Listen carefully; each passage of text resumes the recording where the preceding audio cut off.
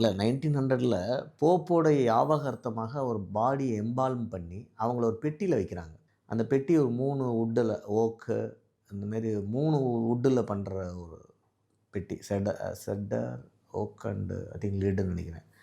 இதில் பண்ணி அந்த பெட்டியில் தான் வைப்பாங்க. இன்ஃபேக்ட் போப் ஃப்ரான்சிஸ் வந்து அந்த 3ம் இல்லாமல் ஒரு சிங்கிள் வுட்டில் என்ன பண்ணிடுன்ட்டாரு. போப் ஐ திங்க் பெனிடிக்ட் வந்து எனக்கு வுட்டே வேணாம், என்னைய எம்பால்வும் பண்ணாத, அப்படியே என்னைய லேண்டில் வச்சுருன்ட்டார். இந்த மாதிரி ஒவ்வொருத்தங்களுக்கும் ஒரு இது.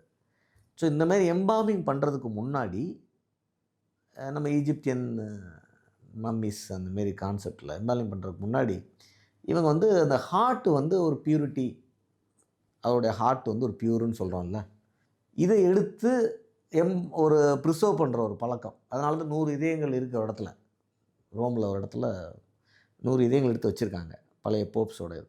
அது நீங்கள் பார்த்தா ஒன்றும் வித்தியாசம் தெரியாது, பியூரிட்டி இம்ப்யூரிட்டி தெரியாது. But it's as a memory they kept it. Probably அதில் தான் அந்த பிளெஸிங் இருக்கலாம், இதாக இருக்குன்னு ஒரு நம்பிக்கை இருந்திருக்கணும்.